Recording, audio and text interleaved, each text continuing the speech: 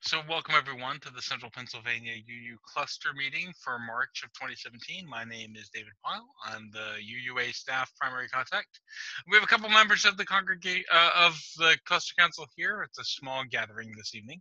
We're trying a few new things tonight, but it's once again we're recording for anyone who was unable to make the meeting. I start with our opening reading, which, there is a poem that's in our hymnal that I adore. And it really is written for the first rains of spring. It's by the poet Langston Hughes. And the title is In Time of Silver Rain. In time of silver rain, the earth puts forth new life again. Green grasses grow and flowers lift their heads, and all over the plain the wonder spreads of life, of life, of life. In time of silver rain, the butterfly lifts silken wings to catch a rainbow's cry.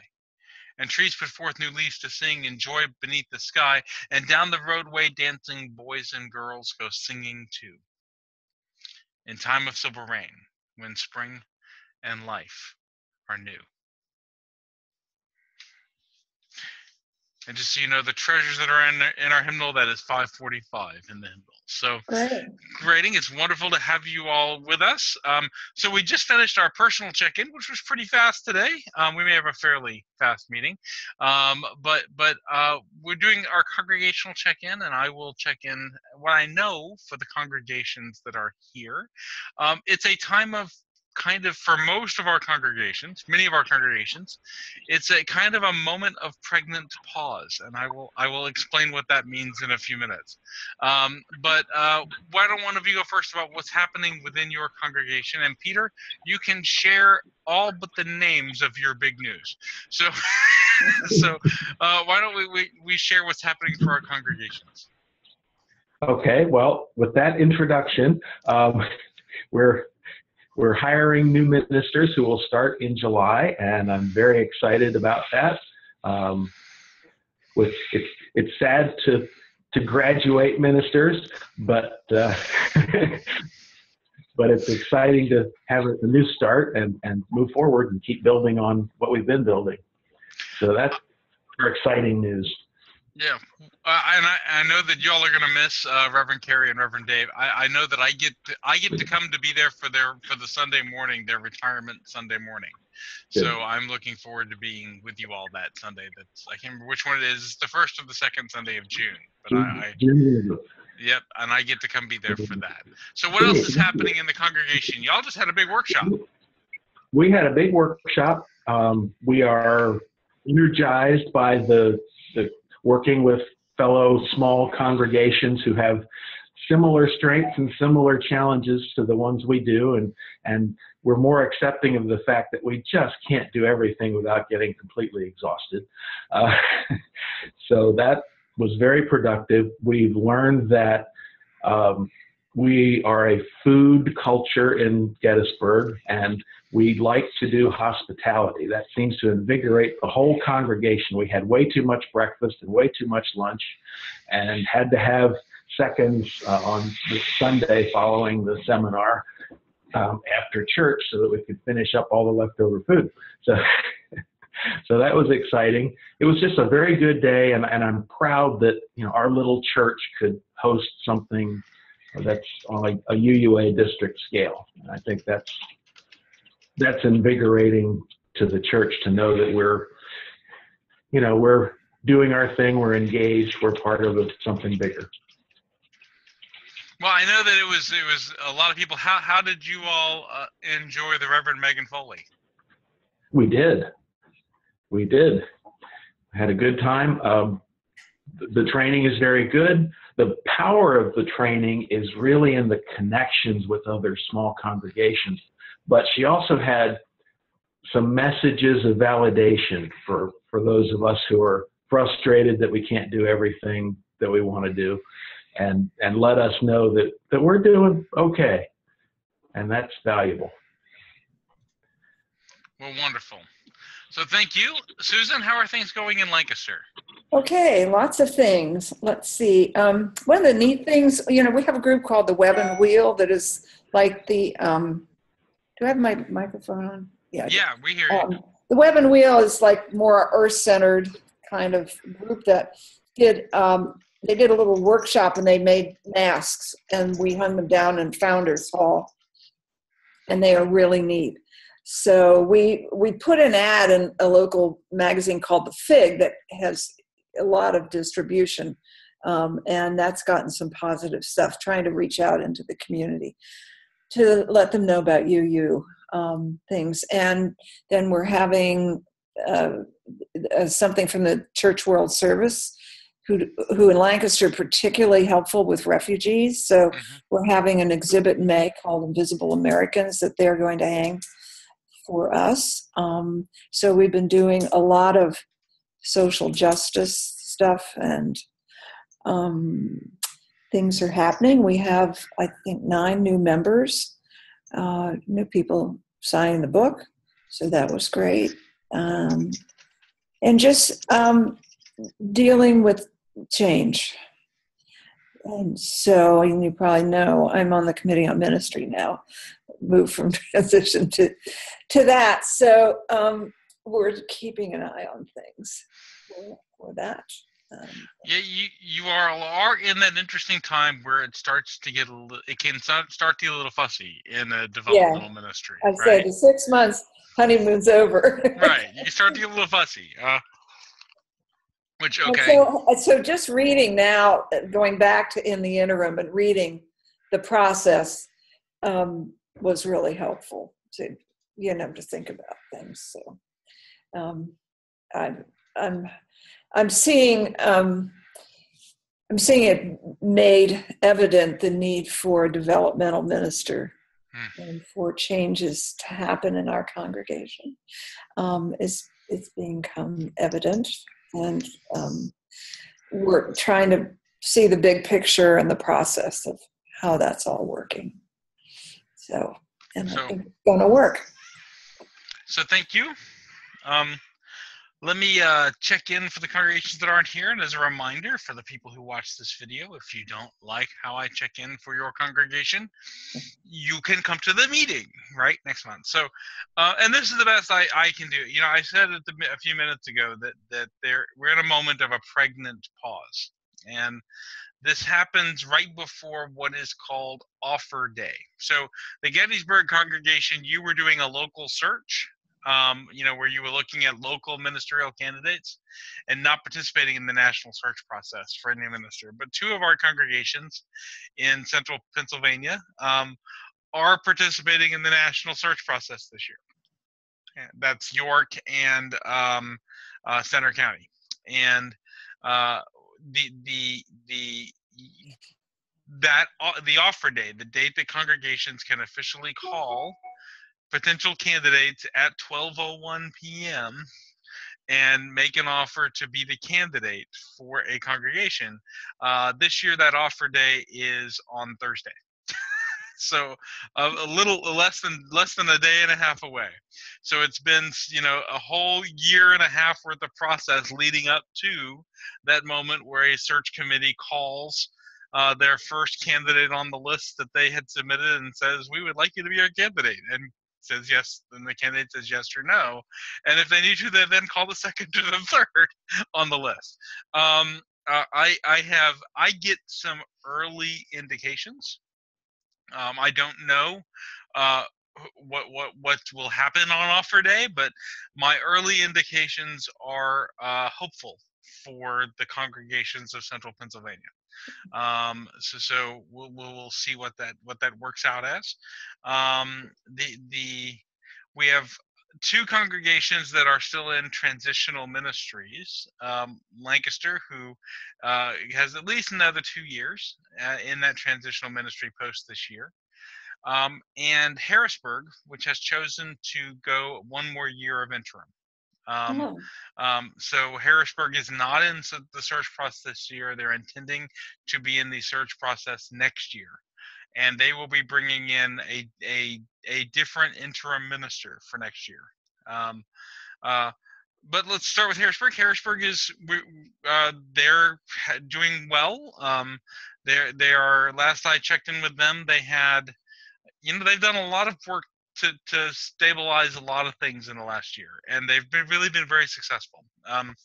They're coming really close to having some success with transitioning their downtown campus into a community services center in many ways. So that's one piece to share. They are also, I mean, they're just being church, and they're doing some good work together, and so come back from that. The York congregation is doing well, and they're a little sad at the moment. One of their longtime staff members, who has attended this call from time to time, Erica Duran, will be leaving.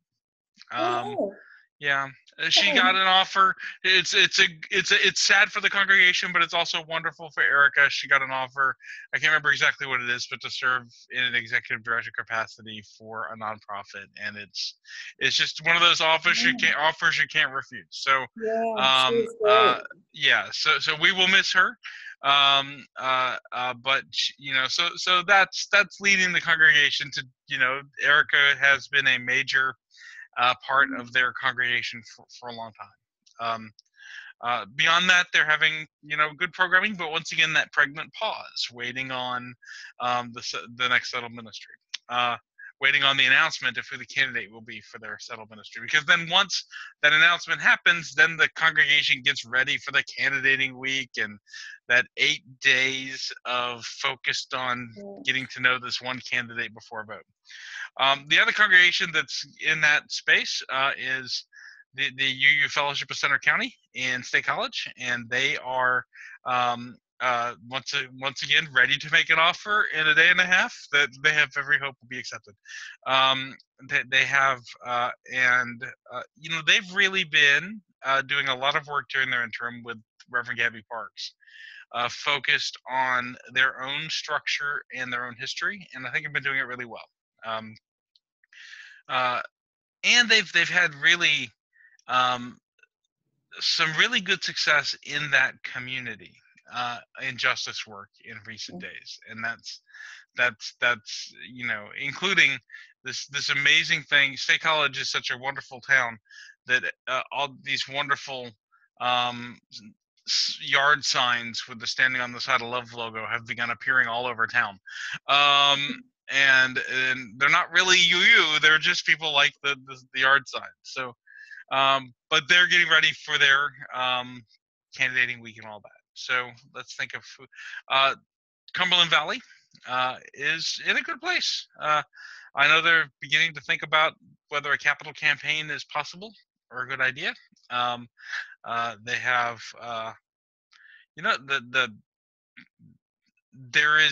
it's kind of it just kind of is a good time. I think that there's no major conflict or anything like that. They're being church. And Reading, I was just up with the congregation in Reading 2 weeks ago, and got to preach, which I get to do from time to time, and had just a wonderful Sunday with the Reading congregation. And they're really looking at, very intentionally, they've had a major influx of visitors in the last while, and they're really looking intentionally at how to be more welcoming, how to be able to integrate those visitors into the relationships of the congregation more than into the program of the congregation. So that's kind of my check-in of the other congregations of Central Pennsylvania. Any questions or any thoughts? So I did have one thing I wanted. I forgot one thing. I forgot to tell you. We're still working on the staffing analysis. Yes, we are, and Pat and I are also still working on the staffing. Yeah, we're just getting our stuff out to the other congregations at the moment. Yep. So I wanted to, for those of you that are on the call, I wanted to give you all a heads up for something that is internal to our that UU ministers know about. and you religious educators know about, and maybe we're the only ones obsessed about this. But I wanted to give you a hint. So I'm going to share screen for a second. Can you all see that? Well, you're seeing yourself because the thing moved over there. So no, you see something that looks like Facebook, right? Can you see that? It is Facebook, but it's a special thing on Facebook called the Hot Stove Report. Now, the Hot Stove Report, have either of y'all ever heard of the Hot Stove Report? All right. So the Hot Stove Report is a special Facebook page. You can just go to Facebook and type in Hot Stove Report, and you can like it because it's a page. And it is basically a fantasy sports league for where ministers go in Unitarian Universalism. So they kind of track who receives an offer from a congregation and is going to be going to a congregation. So it is if you want to know who is going to be coming to serve the congregation in New York and the congregation in Center County, or anywhere else in the country, frankly, if you like the Hot Stove Report, if you just go and you go to it and click on like, then the announcements for who is going where will appear in your Facebook feed. Right? So just if you want to know that, well, let's see, here's one. Well, that's Jeremy Nickel is going to be working with the Church of the Larger Fellowship. Let's see if they've got an announcement. They got to have one.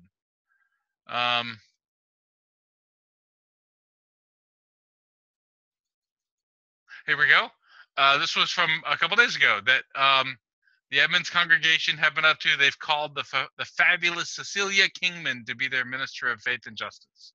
So it's just all announcements like that. And it's all based on nothing goes on Hot Stove until it's published to the congregational website. So just to say, or it's in a congregational newsletter that is online.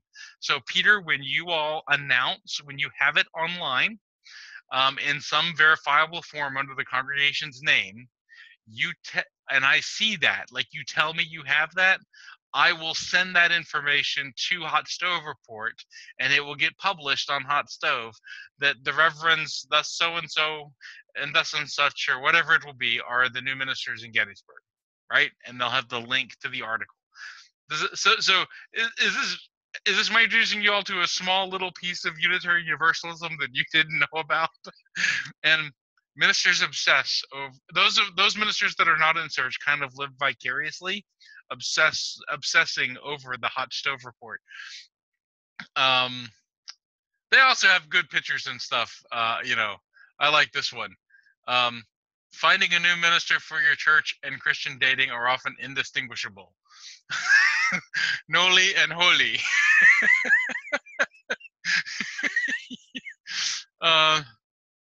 So there's also it's here. There's also a UU video podcast that happens on a regular basis called The View, and it's kind of a so if you can go to Hot Stove Report and click into a View episode, but 173 episodes of The View so far. That's kind of wow.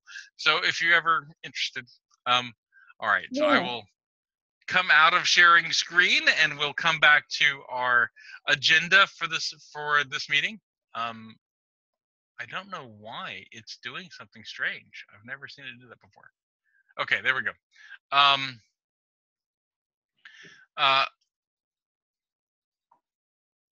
So our featured discussion, it's not that. I was going to change it and I didn't. So our featured discussion today is a conversation about a full service church versus doing what you're good at. So I'm wondering, Peter, if since you just did the workshop with Megan Foley, if you'd be willing to start us off in having a brief conversation about that. Tell us sure. What you learned and what you think. Well, the main thing I learned is there's just no way we can do everything. And that kind of leads to disappointment. If the expectations are too high, it just leads to frustration and burnout. So the best approach is do what you do best and do what you enjoy doing, and sort of stick to your gifts and the things that you're good at. So that's part of what we discussed was, what are we good at? And trying to sort of boil down to the things that we value the most, or that we're really good at, or that bring us joy. And we found that we really like hospitality. So we like to put on a good spread and feed people, and I guess we like to eat because, you know, that's the flip side of that. So that was kind of a big message from the workshop, was don't set your expectations too high. Try to be realistic and realize that you're doing pretty well, even though you're not doing everything. So to capture it a little bit, and you can let me know if I'm doing it justice. Starting off the conversation from the perspective of small congregations, which for years, even by some UUA staff, were told that to be successful, you needed to do all the things that a medium-sized church would normally do, right? And some of those things you might not have really needed or had capacity for. Trying to run all ages religious education, for example, when you have 3 kindergartners and first graders and 1 teenager, is a lot of effort put towards something that's not who you are, right? And so the shift, as Megan has been, and others have been putting it forward, is, okay, look at who you are, look at what you're good at, and focus on doing a couple of things really, really, really well instead of a lot of things not so great. Yep. Right? And focusing that, and she, you know, in some ways they're beginning that with asking that question of congregations that are under 100 members. So the question I would love to ask is, are there lessons from that apply more broadly? You know, are there, and I'm going to throw this into the conversation and see. You know, I run into a lot of congregations who, for example, justice is not their thing, right? They're happy to do so. They're really good at social service work, right? So they're really feel called to doing, you know, soup kitchens and doing work to provide, you know, materials for a homeless shelter, or you know, but the justice work of advocacy and policy, and yet there is a lot of push within people experience a lot of push within the wider UU movement around that more advocacy and policy focus of justice work. And the question that Megan's insights have been raising for me is, do we do more harm than good trying to push a congregation into places where they are not yet ready to be, and so diluting the effort away from them doing that same congregation may be great and may be really driven at religious education, and are we drawing them away from being excellent at religious education to move them towards? And I don't know the answer to this, and it seems to me there may be a size question here. So at what size are you expected to be the full service church? I'm gonna give you another example. I'm working on an article, and I'm saying this knowing it's recording, but also knowing only Central Pennsylvania people will read this, and I'm writing a national article about the question, at what size do you need the traditional size board? Should smaller congregations have proportionally smaller boards?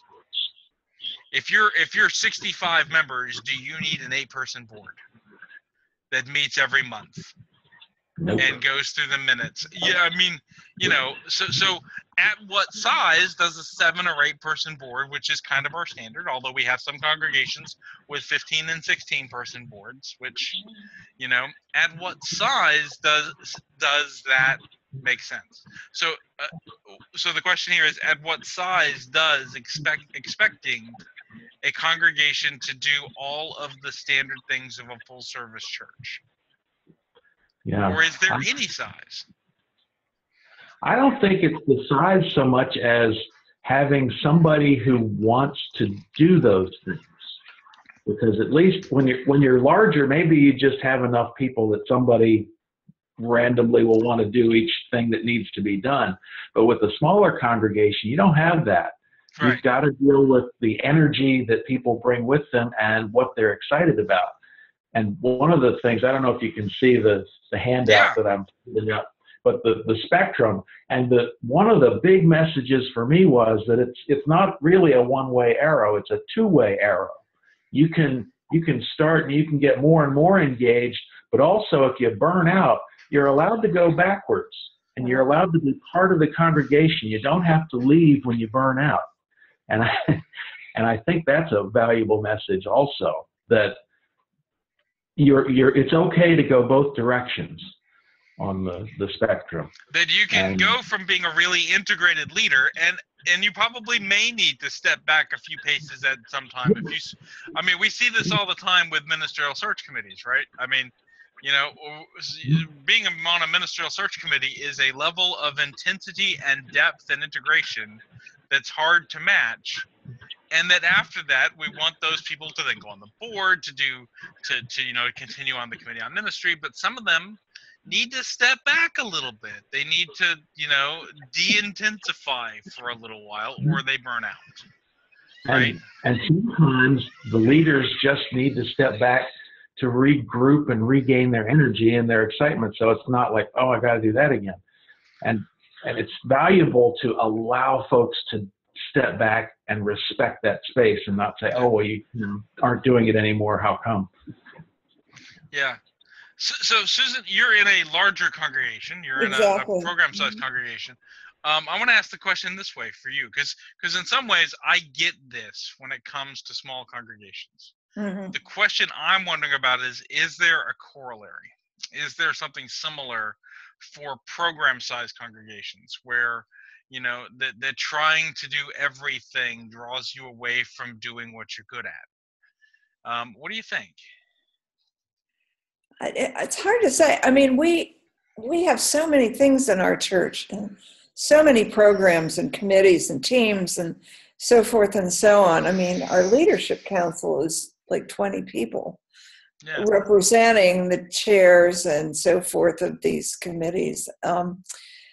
And the pool of volunteers is that huge. So they're a little group, not a little group, but a group who tends to do, like I'm on 3 different committees right now.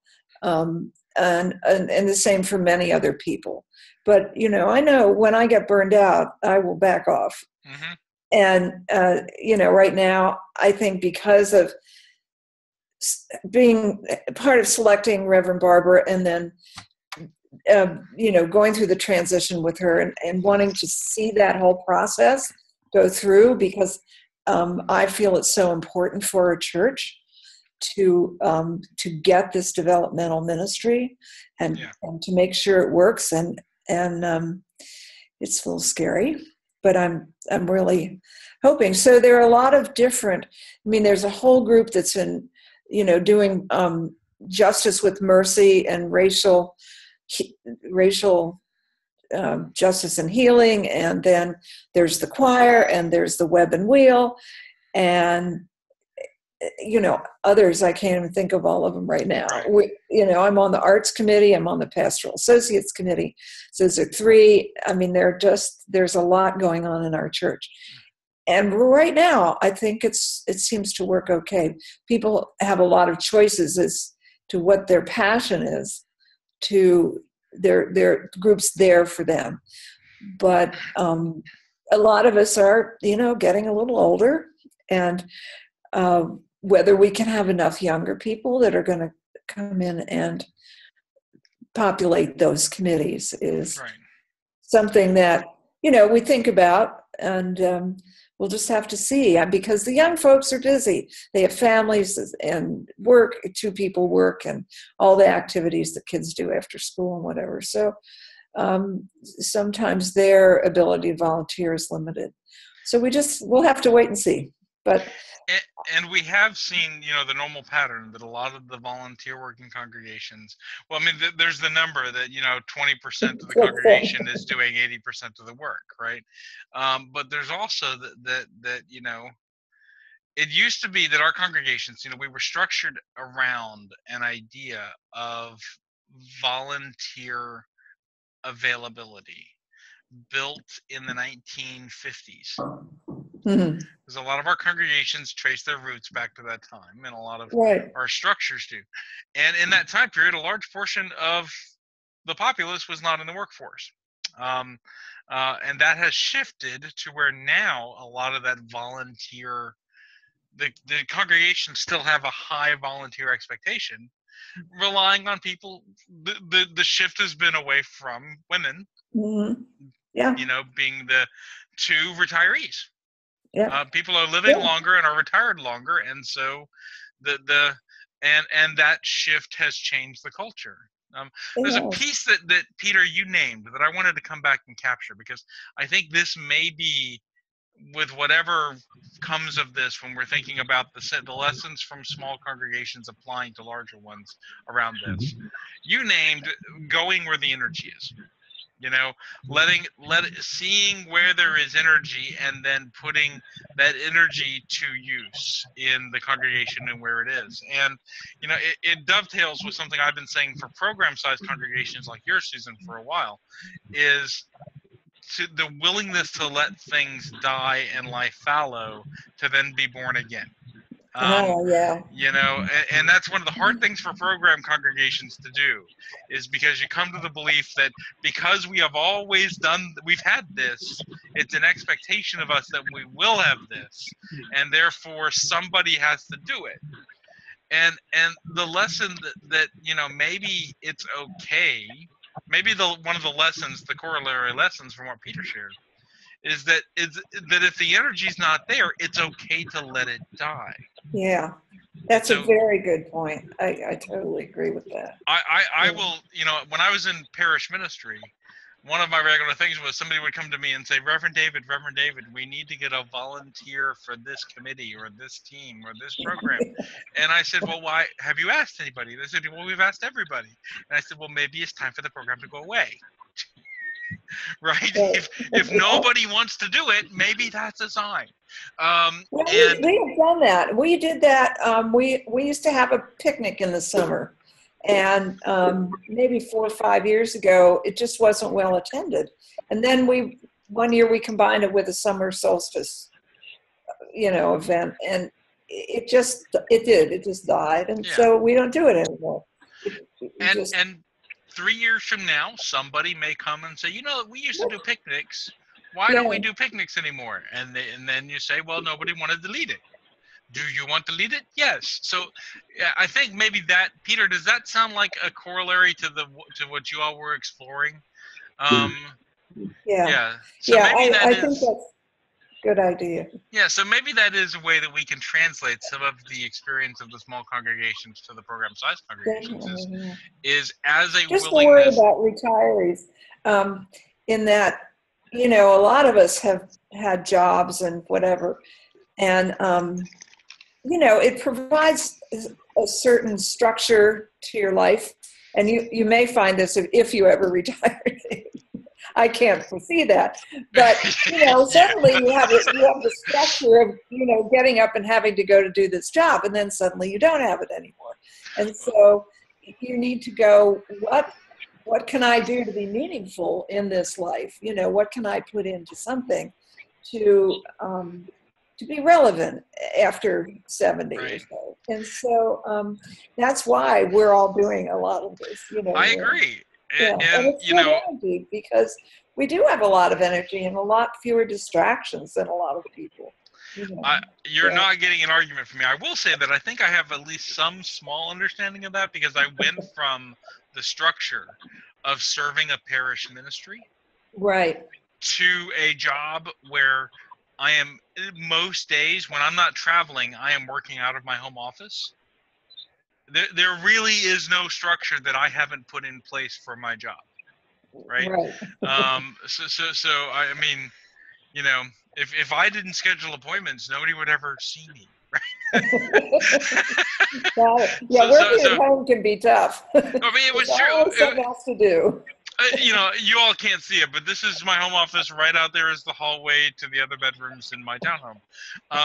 But you know, this space is kind of my work, and you know, the door gets shut, and I'm in here, and the place is on fire. Before I better stop talking about this before I'm in trouble. Remember that we are recording, and my wife can see this. So we have but you know, I think that there is this may be a really good lesson. This may be a good conversation for us to bookmark for later. As a corollary to this one, Peter, is that idea of when do you let things die and lie fallow?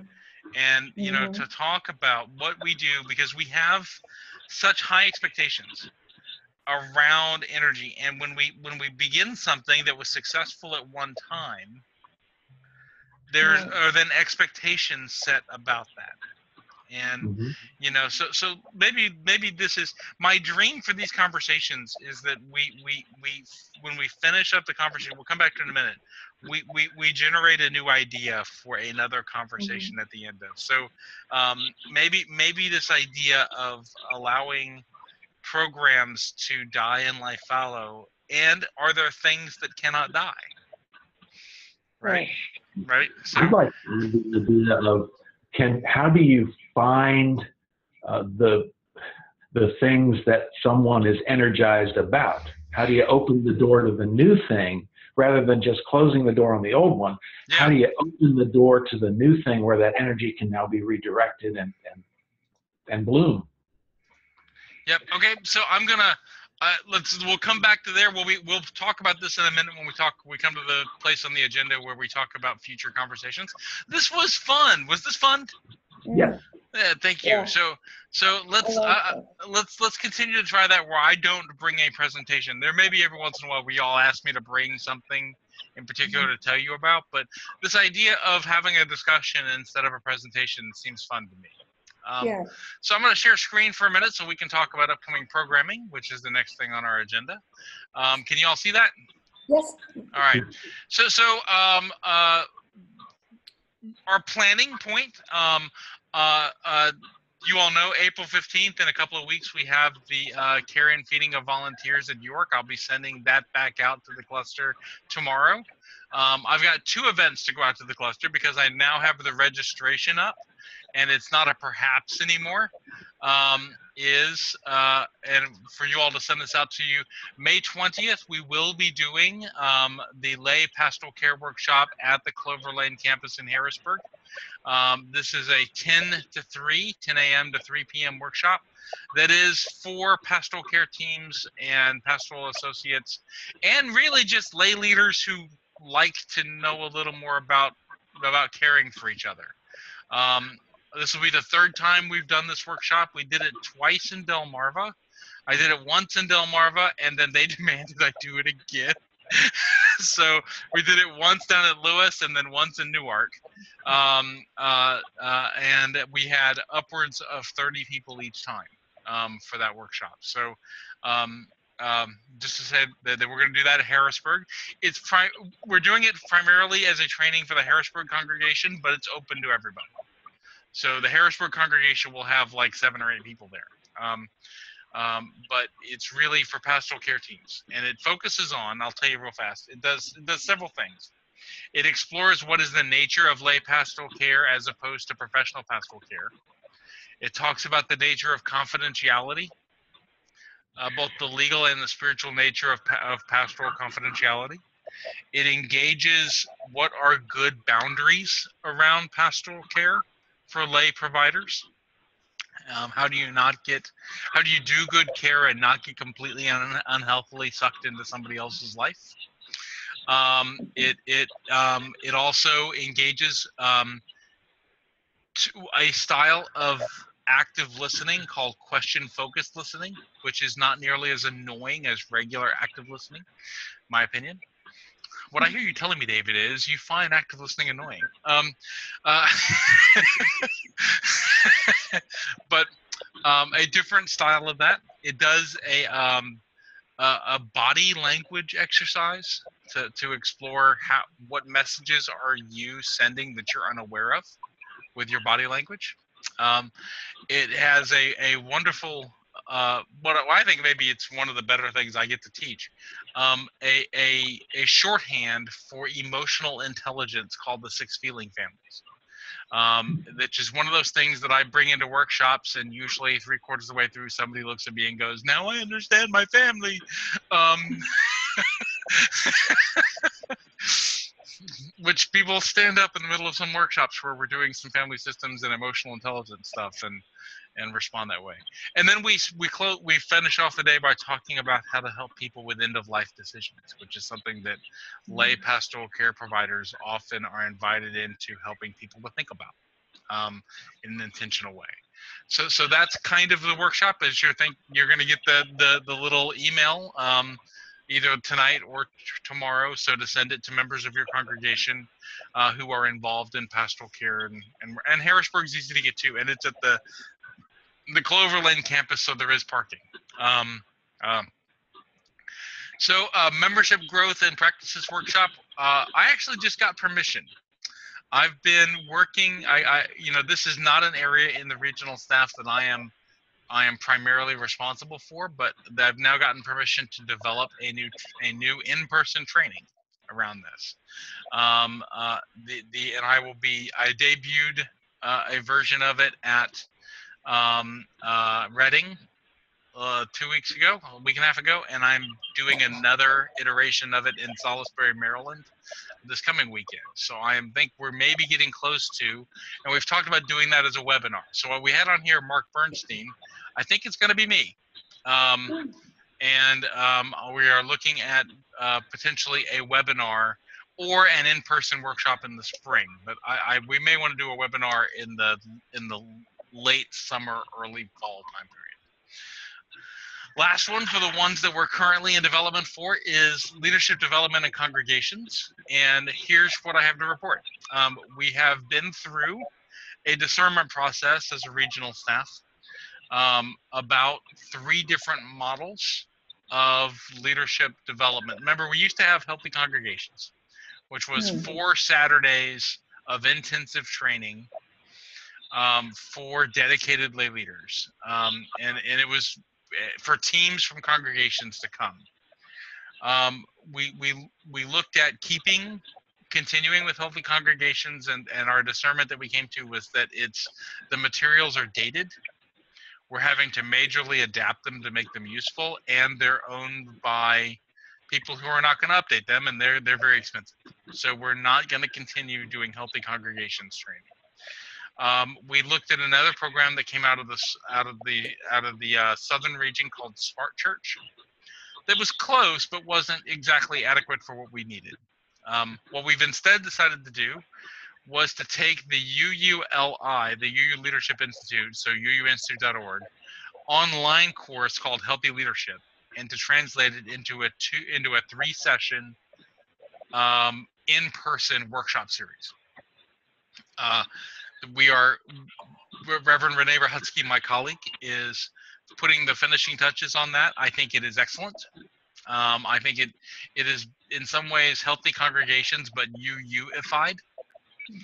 And we are looking that we will be probably debuting that somewhere between central and western Pennsylvania, possibly taught by Reverend Renee and myself together sometime in the fall. So that we're planning that right now, and it may be that it's something that it's central Pennsylvania will be in the loop, I think, for the location for that. Matter of fact, we're actually thinking about State College.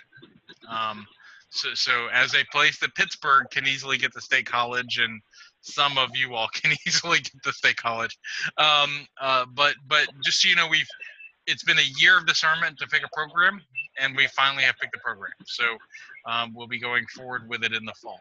I'm going to stop there to ask if there's any questions about those, or if you all have any other ideas for programming we need to be creating for the Central Pennsylvania cluster.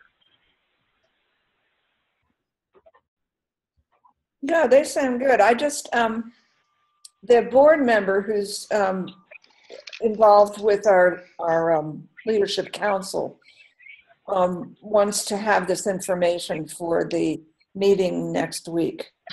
So it's you will get these notes Wednesday night. So yep, as soon and I'll as send the notes out right after the call. And then I'll send it on to George. Yep. I did give him an idea of some, but I would like to send him this particular thing. Yep. So that, so those are the ones that we have that are in planning process. Remember, I'm listening to you all for what it is that, what programming that you need. Between you and the ministers contacting me, that's the source, right? We are working towards next year, hopefully producing a calendar that will come out in the midsummer to early fall for the entire year's training. Great. That's something we have never been able to do before. We have always created stuff kind of as the year went on. And this may be a goal that's a little, it sounds like it would be an easy thing to accomplish. It is not. But my goal is, I think that I may be able to publish a calendar for the 3 clusters that I serve easier than the region can publish a calendar. So my goal is that at least come summer, I tell Delmarva, Baltimore, and Central Pennsylvania what the year is going to look like. As far as, and then we can add a couple others if we need to. So we know a few things. I will be doing a board basics sometime in the early fall, which is a you're a new board member kind of workshop. I will likely be doing a something called, we might call it Board 2.0 or something. I've been calling it Strategic Board. Some of you, did either of you come to the Strategic Board workshop that I did in Lancaster? So we'll offer something like that again. Strategic Board is probably the name of the book I will write. I've been told I need to find a better name for the workshop.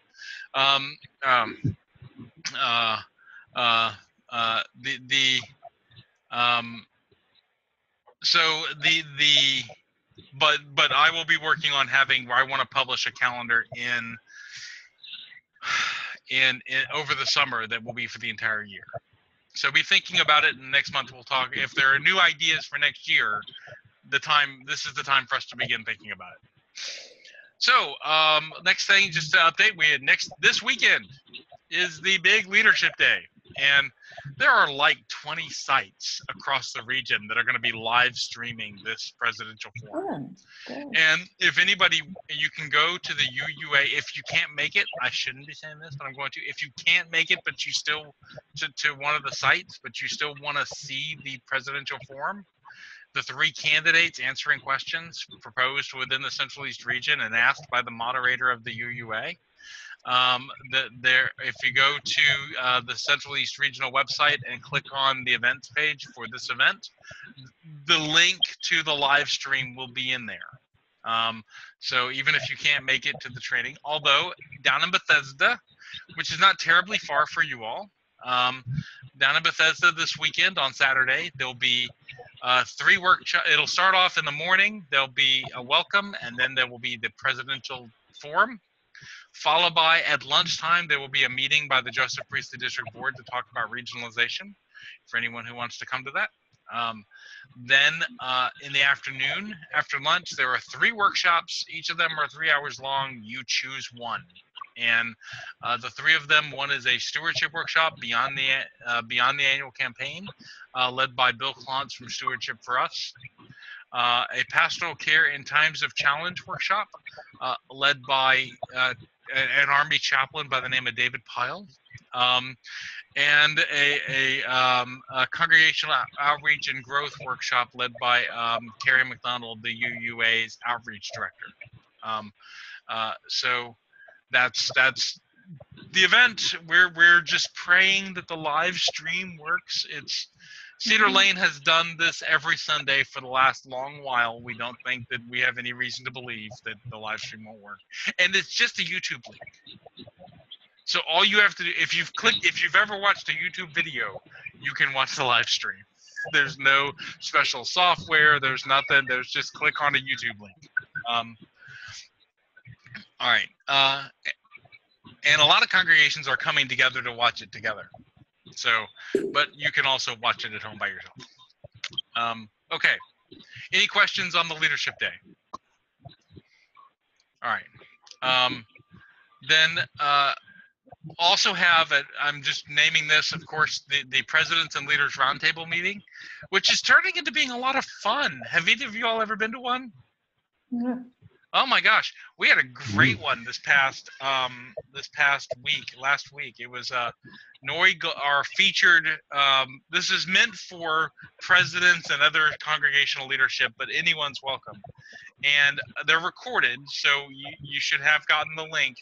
The last one I really recommend people go back and watch, because it was Nori Gall, who is the congregational giving manager from the UUA, from the National UUA, talking about the transitions in the annual program fund and how congregations donate to support the UUA. And she was very clear and concise and funny, and there was a cat that kept walking across the screen, but she talked about, the two big things being that this upcoming year there will not be separate pledges to the association and to the district/region. It'll all be one thing, one amount. And she talked about the calculation of that and all that and how it will happen. And the second one is she talked about the plans to change from a by-member pledge to a annual program fund based on a percentage of common expenses. So instead of your annual annual program fund donations being calculated based on how many members you have, it's based upon a percentage of expenses that almost all congregations have. So almost all congregations have staffing costs. Almost all congregations have building costs. Almost all congregations have program costs. So it's a series of those calculations and then a percentage of that. So it kind of doesn't change. So it doesn't, for the amount of money that you donate to the association, it really doesn't matter how many members you have and don't have. You can have as many members as you want. You can make your cats members. I'm just kidding. But, it takes away that, and it also, one of the things that I hadn't thought of, and I've been in this conversation for like 4 years now about the annual program fund. And I had never realized how the annual program fund functions as a flat tax, the way a flat tax does across different geo indices. That congregations that are in a lower income area pay the same basic percentage as congregations that are in a higher income area. And so that by-member pledge disadvantages the congregations in lower income areas. Does that make sense? So Gettysburg, which is a lower income area than, say, Silver Spring, Maryland, Gettysburg's calculation is done the exact same way that Silver Spring is, even though the incomes in Silver Spring are so much higher. Does that kind of that had never connected for me? So I really think it's worthwhile to go and see that, and to join us next month when the conversation next month in the Presidents and Leaders Roundtable is going to be the Reverend Joan Van Beesler talking about the region's commissioned lay minister program. So how the region's program for training and certifying congregational and community-based lay ministers, which is fascinating. So if you ever thought about going to seminary, but seminary was too expensive and too much time and maybe the lay ministry program is right for you. So that's going to be the topic for next month. And April 26th at 7:30. And then I'm still bringing up April 15th at Fairfax, Virginia. We're doing the Building Authentic Diversity with Rob Keithan and Reverends Rob Keithan and Rebecca Montgomery, which is really how to build authentic diversity within a congregation. It's an intercultural, multicultural competency training. So any questions about upcoming programming? All right. So then, this is so the conversation we just had was when churches fellowship should be all things to all people or doing the best you can do well. So I'm wondering, I'm going to backspace that one. Are there any other ideas? We named an idea. I named an idea, and I just wanted to check in for a future conversation. And that was how to let things die. When to let programs die. Well, I think that's good because we're always so focused on growing more. It's just our denomination as well as our society has, more bigger than whatever. And so I think that's would be a really interesting conversation. I think it would be. So somebody else named another possible conversation. What was it? I think it was you, Susan. What was it? Uh-oh. Well, I can go back and look at the video if I need to. That's one of the great things about this. Are there any other conversations that might be possible? On there we have how do we work together as different congregations working together and finding synergy with each other. I think let's wait on having one where we have more congregations in the room for that one. Mm-hmm. What is the intersectionality of things between us? Women of color who choose not to go to the march because it did not seem to include those as people of color. So the question of intersectionality in our congregations, and just to name what intersectionality is, it's a big justice, a sociology word. It is where different identities come into relationship with each other, as a short way to kind of put it. So the intersectionality between racial justice and feminism is one example of a kind of intersectionality, right? What are some other ideas?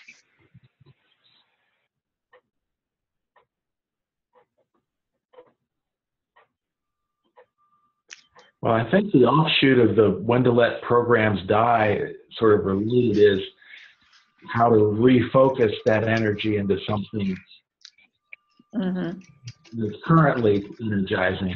And sort of, there's also the question of how do we validate the person who has a new idea? Yep. Getting behind it. Not just letting them hang out there all by themselves, but yeah, let's work together on that and give it a try. So as I understand that is kind of the minister. I think of this as a form of ministerial judo. It's how to see and honor someone's authentic energy that they bring, yet refocus it to be directed a bit to be in line with congregational goals. Right? Yeah.